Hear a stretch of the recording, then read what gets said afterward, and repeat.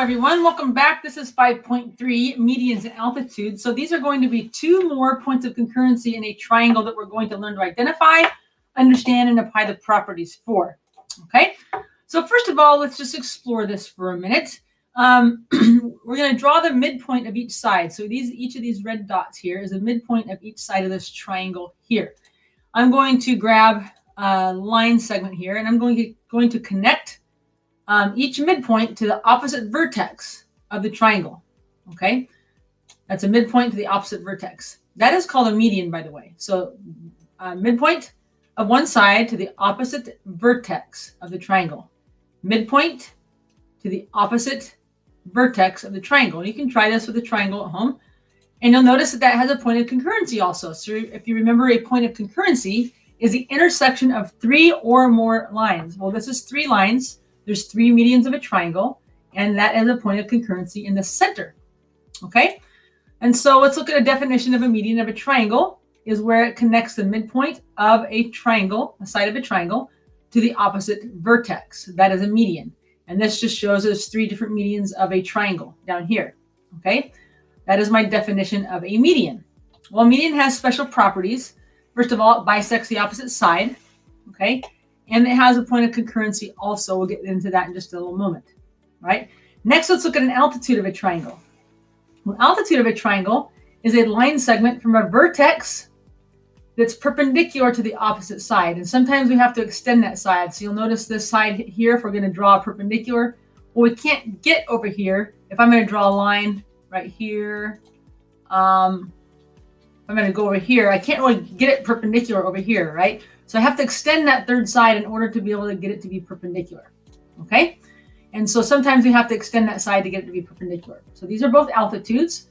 So it's another name for my altitude is called the height also. Okay, so my vertex to my opposite side, which is also called the base many times.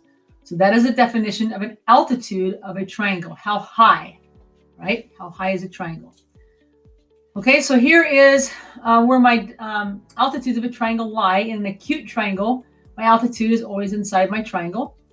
In a right triangle, it is actually one of my sides of the triangle. In an obtuse triangle, it could lay outside. Not always, because if I draw one of my altitudes here, one of them could lay inside the triangle, but one of them is going to lay outside the triangle, and possibly two. Okay? All right. So let's take a look at each of these. So what are the altitude and median that are shown in triangle ADC? So first of all, if I'm going to look here, get a color. My altitude that's shown here, right here, is AE. I extend my side DC so I can bring it out here a little bit further, and my altitude is drawn from my vertex to my opposite side, extended over here, so it's going to be AE. So being able to identify those altitudes and medians are going to be key. Okay, my median, here's my opposite side's midpoint because it divides that side in half. Here's my opposite vertex, so that right here is my median BD. Or you could write it also as DB as well. Doesn't matter because it's a segment. Okay. All right. So down here it says, recall that congruency marks are not in a diagram. You cannot assume congruency. So just because something might look congruent, you can't just assume it. Okay. It must be there. So keep that in mind. Okay. So use the figure shown. What is the altitude and the median shown in triangle ABC? You might want to pause this and see if you can identify these on your own, and then come back and see how you do.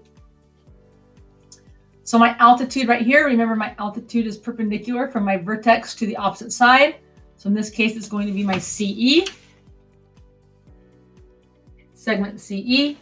And then my median is from my midpoint to my opposite vertex. In this case, it's going to be DB again.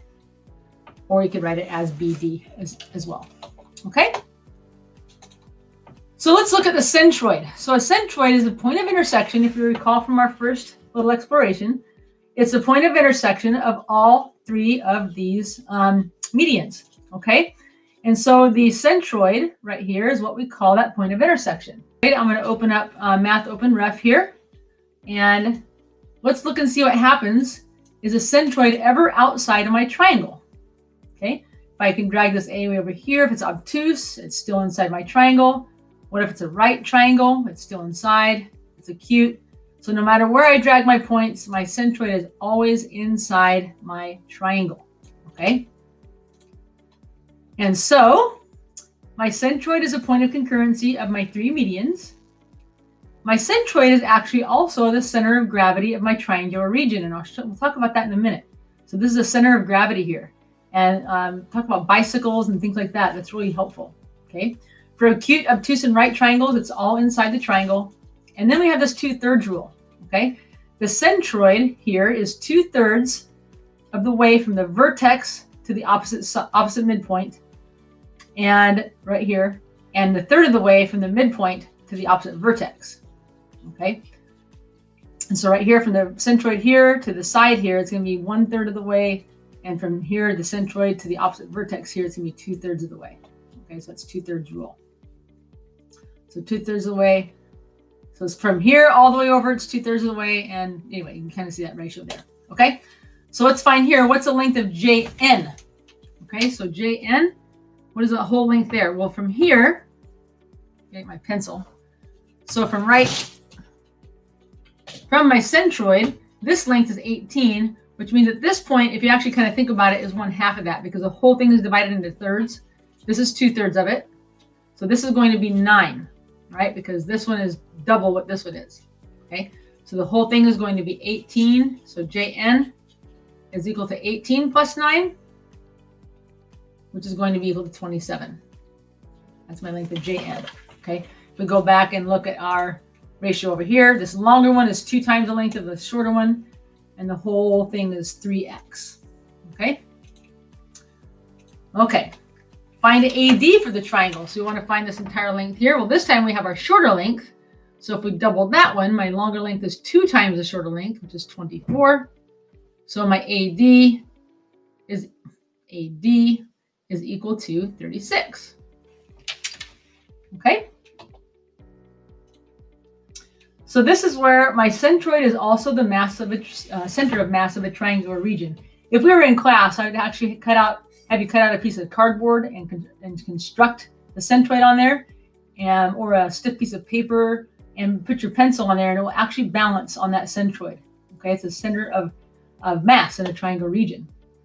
Okay, so here it says an artist wants to balance a triangular piece of wood at a single point so that the triangle is parallel to the ground.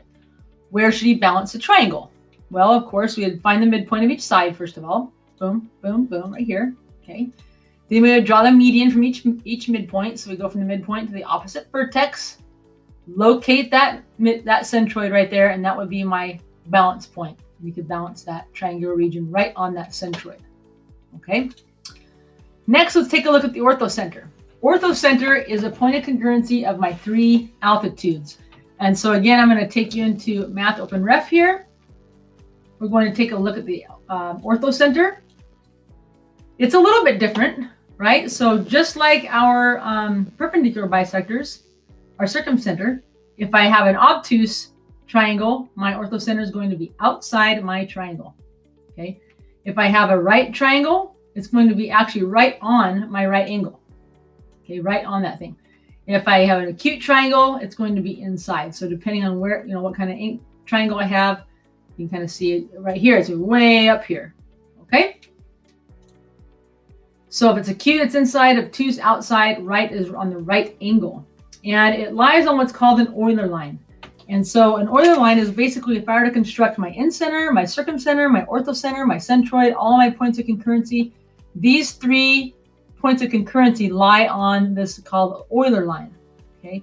Centroid, orthocenter, and circumcenter all lie on that Euler line.